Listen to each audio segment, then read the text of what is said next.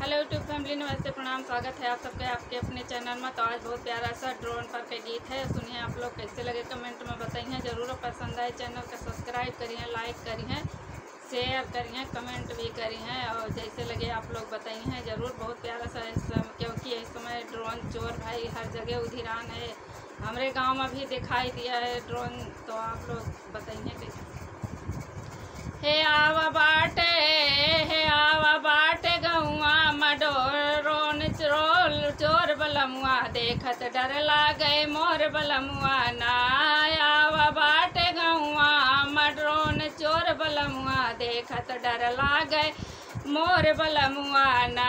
रात निंदिया न आवे, सारी रात डरिया सतावे। रात निंदिया न आवे, सारी रात डरिया सतावे। हे भोरवा मा निंदिया, हे भोरवा मा निंदिया लागे बड़ी जोर बलमुआ, देखत डर लागे मोर बलमुआ ना। हे भोरवा मा निंदिया लागत है मोर बलमुआ, देखत डर लागे बड़ी जोर बलमुआ ना।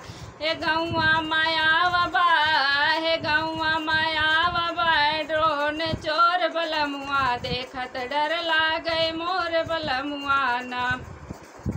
हे रात अंधेरिया जोरिया पाई देथ ड्रोन उड़ाई, रात अंधेरिया जोरिया पाई देथ ड्रोन उड़ाई। हे रतिया माजियरा घबरात बड़ा जोर बलमुआ, आवा ड्रोन चोर बलमुआ ना। रतिया माजियरा घबरात बड़ा जोर बलमुआ, आवा है ड्रोन चोर बलमुआ ना।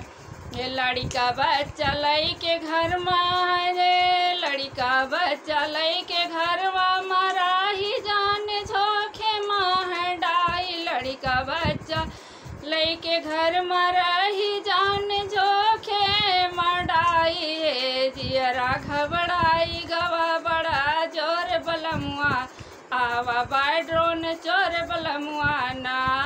हे गौआ माया बाबा, हे गौआ माया बाबा, ड्रोन चोर बलमुआ, बड़ा देर लागे मोर बलमुआ ना।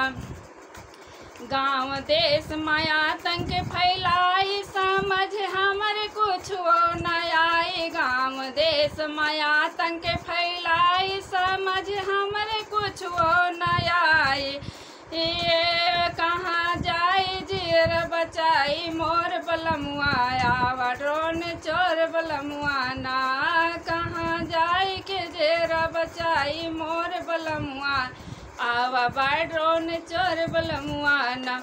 गाँव घर छोड़ कहाँ का जाई, हरदम डरिया रहे सताई। गाँव घर छोड़ कहाँ का जाई, हरदम राह डरिया सताई। हर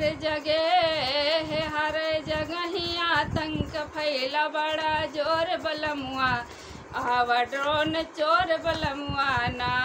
है हर गाँव में होत चोरी बड़ा जोर बलमुआ, आवा ड्रोन चोर बलमुआ ना।